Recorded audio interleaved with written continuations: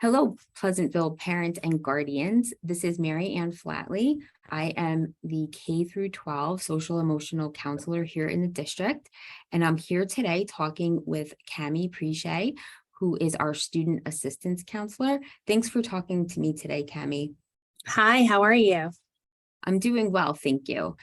So it is Red Ribbon Week next week, and can you tell us a little bit about what Red Ribbon Week is all about? Sure. So Red Ribbon Week began in the 80s and has now, it started in a small community based on a tragedy that happens in California.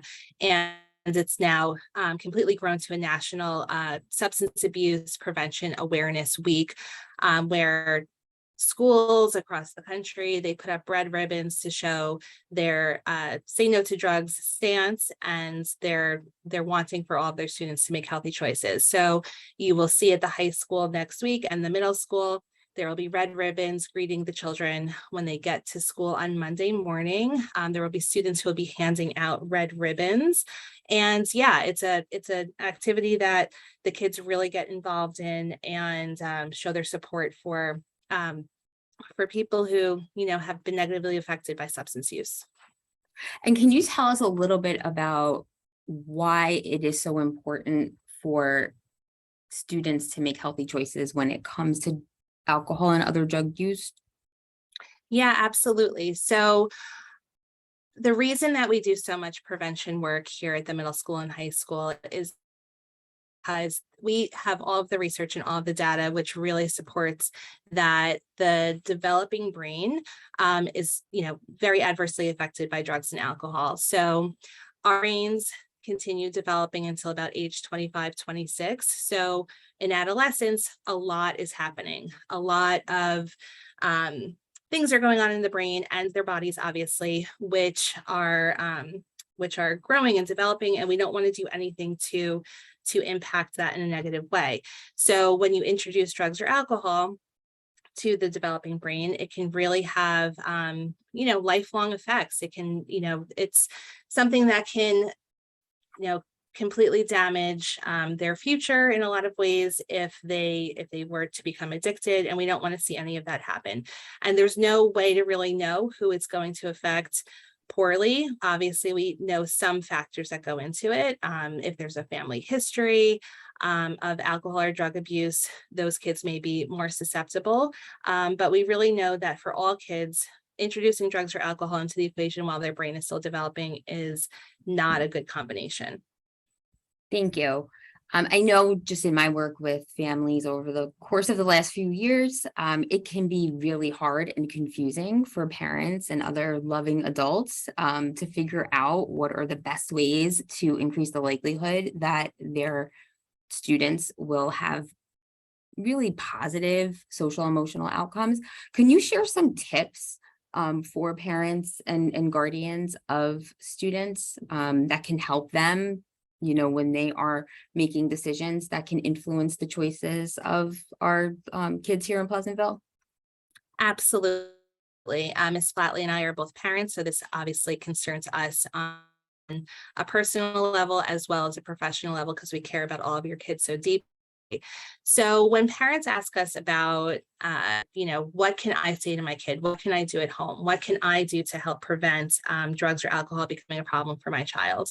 We know that from research, from surveys, from data, that the number one reason teens give that they don't use alcohol or drugs is parental disapproval. So your disapproval as a parent is the number one reason kids give that they don't use drugs or alcohol. So while we all think as parents that our voice matters less and less as our kids get older, it's really so important because we know from research that this is the number one reason. It can feel like you're on an island sometimes, that you're the only person who has these rules in place for your kid. And there might be other parents who are more permissive.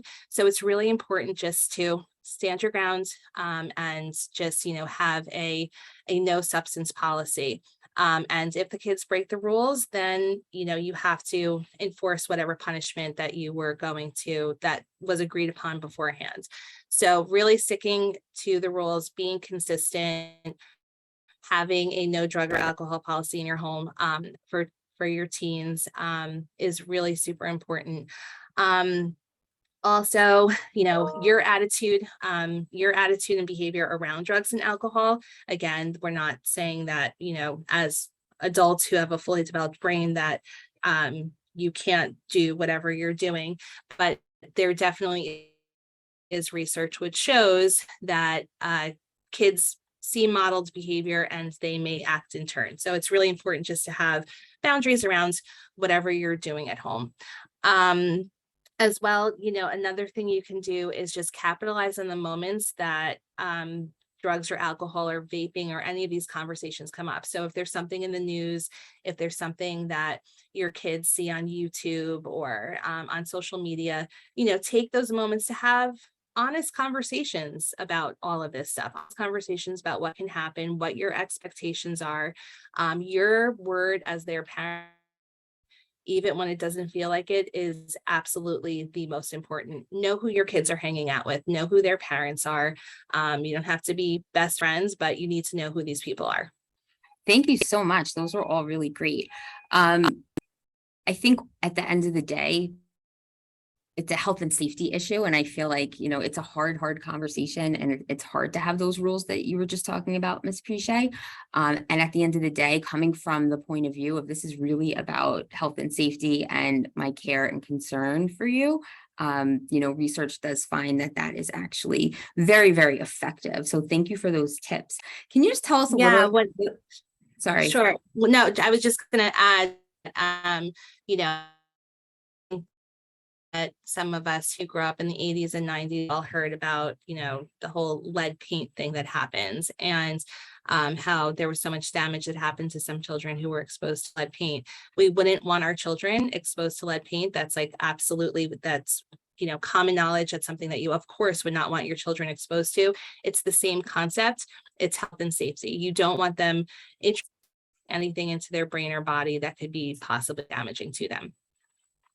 Absolutely. And as we have new information, it's important to kind of shift. We know so much about brain science now that we didn't have in the 80s and the 90s. So it's so important to have, perspectives that kind of align with what we know from science. So there's a lot of exciting things happening next week. Could you tell us a little bit about what's on the agenda? Sure. So as I said before, the schools will be decorated with red ribbons to, show support for people negatively impacted by substance use, as well as just bringing awareness to all of our students on the dangers of substance use. So the schools will be decorated with red ribbons. Red ribbons will be given to the high school students when they arrive to school on Monday morning. On Monday at the middle school, high school students will be going over to the middle school to give out red ribbons and talk to the middle school kids about making healthy choices and, really working with them on refusal skills and how to say no in uncomfortable situations. On Tuesday at the high school, we're going to have a fun lunch period activities where we're going to have fun giveaways and just lots of information that, for all of the students to sort of learn more about what happens to their brain and body if drugs and alcohol are introduced, and how we can just, prevent that from happening. Wednesday and Thursday is very special. We have Stephen Hill, who is the owner of Speak Sobriety. He's a nationally renowned speaker who comes to different middle schools, high schools, universities, colleges, and talks about his story. And his is a cautionary tale of what happened. I think he's really relatable to the typical Pleasantville family. He comes from an upper middle class family in Rockland County. And when he was a student athlete, he joined the varsity team when he was in 8th grade. That's when he was first introduced to drugs and alcohol. And he just takes us on the journey of what happened to him. And it's a real story of redemption. He got help when he was in his mid-20s. And from that point on, he's been in recovery. So it's a cautionary tale, but it has a wonderful ending. To this day, he's a husband, he's a father, he's a lawyer, and he's a fierce advocate for, talking to kids about substance use, and also just, making sure that mental health is talked about in this space when we're talking about substance use as well. And on Friday, the high school kids will be going back to the middle school to talk to the kids about more healthy choices and, taking a drug-free pledge and just celebrating life and how we all do that, how that's so unique to all of us. What are the things in our life that help us? That's great. Thank you so much. And I'm really excited for next week. I think it's going to be wonderful around here. Would you mind just sharing your contact information if any parents have questions about Red Ribbon Week? Sure. So if you have any questions, Pleasantville Strong is also going, they're the organization who brought Stephen Hill to us. Pleasantville Strong is an amazing community organization that, partners with the Sources of Strength Club here at the high school, me as a student assistance counselor, and they have a wealth of information about, how to help our kids stay safe. So definitely contact Pleasantville Strong. If you are interested in any more information, you can absolutely call me at the high school, 914-741-1420, extension 60513, if you have any further questions. And as always, if you see someone else in the community, if you see a different teacher, they can always point you in the right direction. Okay, thank you. Thank you so much. And thank you, Pleasantville parents, for listening today.